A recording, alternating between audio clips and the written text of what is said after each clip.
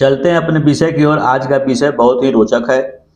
कृपया जितने हमारे नए व्यूअर जुड़ रहे हैं अथवा जो हमारे पुराने सब्सक्राइबर हैं, आप लोगों से यह मेरा रिक्वेस्ट है कि आप लोग कृपया वीडियो जो देखते हैं वो पूरा देखें।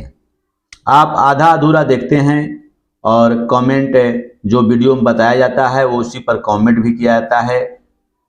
तो मैं यह चाहूँगा कि आप लोग पूरा वीडियो यदि देखते हैं तो कुछ ऐसी बातें ऐसी होती है जो कि वीडियो के अंत में बताया जाता है, जो आप पहले ही थोड़ा सा वीडियो देखते हैं और अंत की बात सुन नहीं पाते हैं, इसलिए अच्छी तरह से भली भांति से समझ नहीं पाते हैं। तो आज का विषय जो है गुरु से संबंधित है। गुरु के शुभ अशुभ फल, जो 12 भाव हैं, 12 भाव में गुरु के शुभ अशुभ क्या फल मिलते हैं, इसके बारे में हम लोग चर्चा करते हैं। जैसे प्रथम भाव में यानी लग्न भाव में जिनके गुरु होते हैं तो उनके क्या प्रभाव होते हैं उसके बारे में चर्चा करते हैं।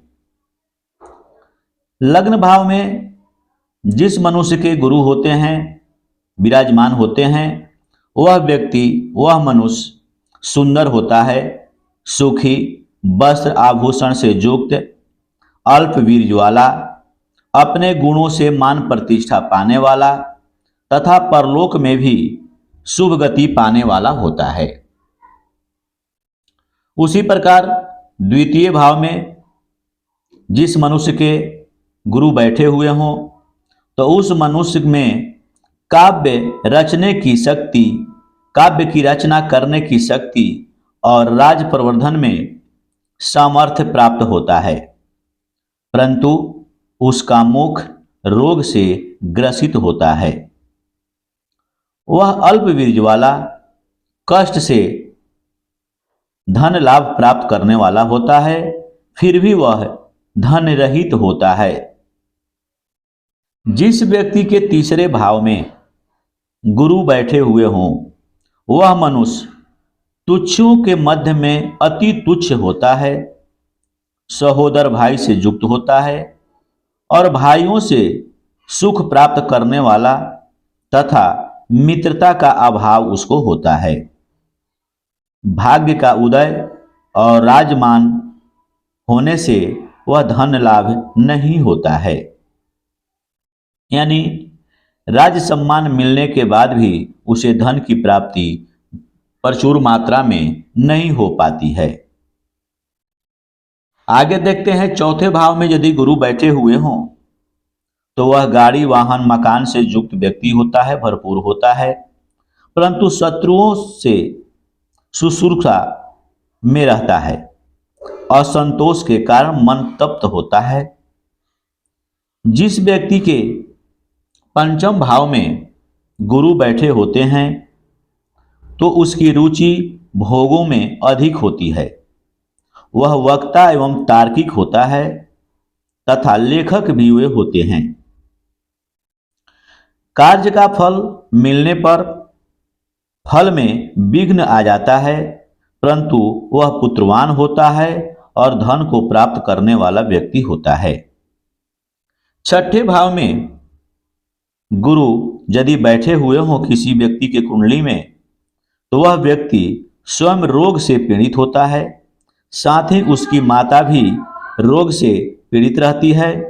वह शत्रुओं का नाश करता है, उसको भैंस आदि से पूर्ण सुख मिलता है, परंतु मामा से सुख नहीं मिलता है, यानी उनके मामा से बैर बना हुआ रहता है।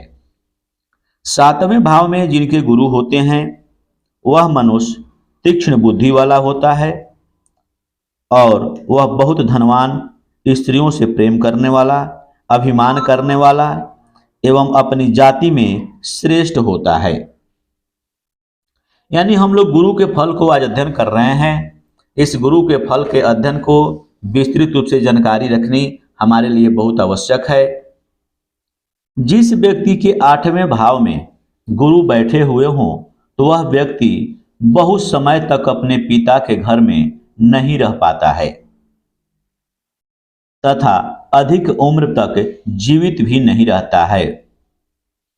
जिस व्यक्ति के नौवें भाव, जिसको त्रिकोण भाव कहते हैं, नौवें भाव में गुरु बैठे हों तो वह राजा का प्रिय और 4 मंजिले मकान वाला होता है। ब्राह्मण उनको अति प्रिय होते हैं और उनके भाई विनम्र होते हैं, परंतु वे व्यक्ति आलसी प्रवृत्ति के होते हैं। जिस व्यक्ति के 10वें भाव में गुरु बैठे हुए हों तो वह ध्वजा से युक्त मंदिर एवं चित्रकारी से युक्त घर वाला होता है। पुत्र सुख नहीं होता है, अर्थात पुत्र से बैर होता है। वह ब्राह्मणों को भोजन कराने वाला होता है। जिस व्यक्ति के एकादश भाव 11वें भाव में गुरु बैठे हुए हों वह मनुष्य सोना चांदी आदि की वस्तुएं अवश्य प्राप्त करता है।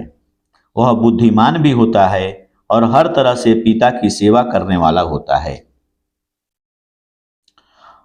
उनके 5 पुत्र होते हैं, परंतु इनका धन दान धर्म में ज़्यादा खर्च होता है।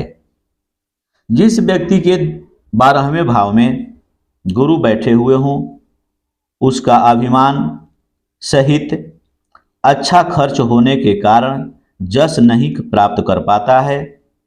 उनकी बुद्धि दूसरे को ठगने में ही लगा रहता है और चाहे उसके पास कुबेर का भी भंडार क्यों न हो, कुबेर के समान यदि उसके पास धन हो तब पर भी वह धन को नाश कर देता है, अर्थात ये समझें तब भी वह धन नाश हो जाता है। इस प्रकार गुरु के फल हम लोगों ने आज देखा और समझा कि गुरु के 12वें भाव में यदि स्थान मिला हुआ है, किसी न किसी भाव में यदि गुरु हैं, तो आप यदि 12वें भाव का अध्ययन कर लिए हैं तो आप किसी भी भाव की जानकारी आप इस वीडियो के माध्यम से कर पाएंगे और भली भांति से समझ पाएंगे। यदि वीडियो अच्छा लगता हो तो आप लोग लाइक शेयर तथा सब्सक्राइब करेंगे। धन्यवाद।